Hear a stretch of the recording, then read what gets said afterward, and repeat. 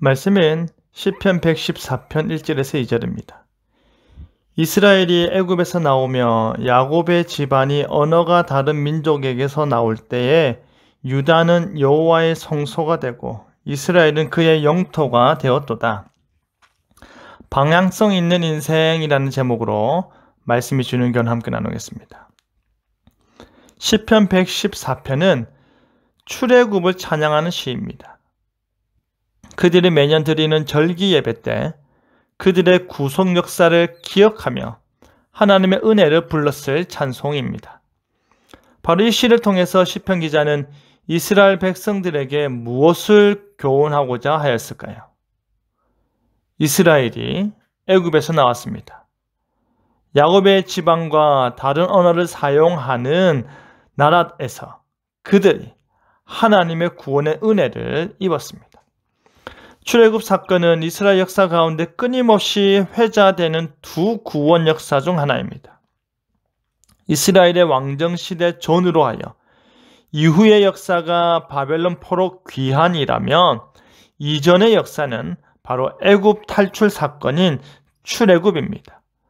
종과 포로로서의 비참한 삶을 종결짓고 자유와 회복의 복된 삶을 시작하는 의미가 담겨져 있습니다. 출애굽 사건은 훗날에도 반복적으로 그 모티브를 제공하면서 구원의 방향성을 보여주고 있습니다.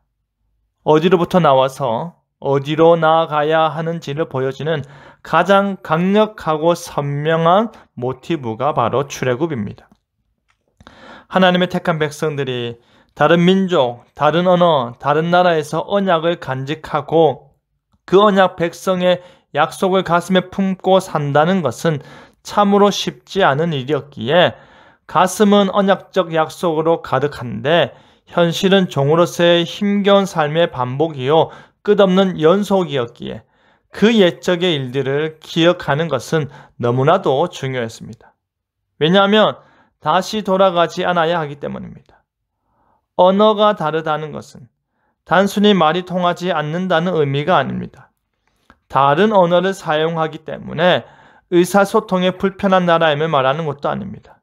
왜냐하면 거대한 민족이 굳이 다른 나라에서 다른 언어를 사용하며 살 이유가 없기 때문입니다. 언어가 다르다는 말은 언어가 다른 야만적인 민족에 의해서 괴로운 삶을 살고 있고 지역적으로 다른 곳에서 자유롭지 못한 삶을 살고 있음을 말하는 것입니다. 그렇기 때문에 거기에서 나온다는 의미가 강조되고 있는 것입니다. 그들이 나와 약속의 땅에 들어가게 될 때에 유다는 여호와의 성소가 되었습니다. 하나님의 홀이 복으로 주어진 유다 지파가 전체 지파를 대표하고 상징하는 차원에서 불려지고 있는데 특별히 그곳이 여호와의 성소가 된다고 합니다. 하나님의 언약궤가 유다 지파 지역에 보관되어 있고 성전이 건축된 곳도 유다 지파 지경 내인 예루살렘이기 때문입니다. 하나님의 거룩한 회막과 그의 성전이 세워진 곳을 일컫는 말입니다. 처음에는 성막으로 나중에는 성전으로 상징되는 것입니다. 또한 이스라엘은 그의 영토가 되었다고 합니다. 하나님께서 전체 이스라엘의 땅을 그의 언약 백성에게 주셨습니다.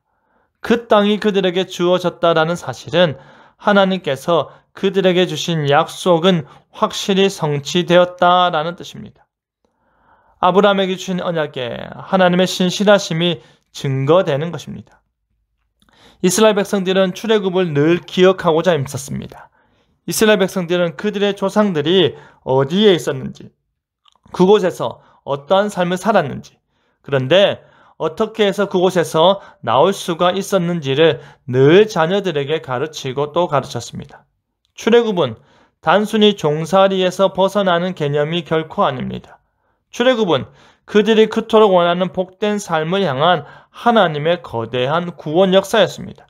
출애굽은 그들이 좋다고 생각되는 안락한 삶을 향한 하나님의 은혜로운 구원 역사였습니다.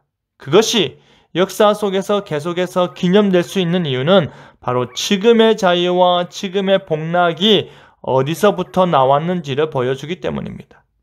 나의 과거가 어떠하였는지, 나의 지금은 어떠한지, 그리고 나의 미래는 어떻게 변할 것인지를 늘 기억해야 하는 것입니다.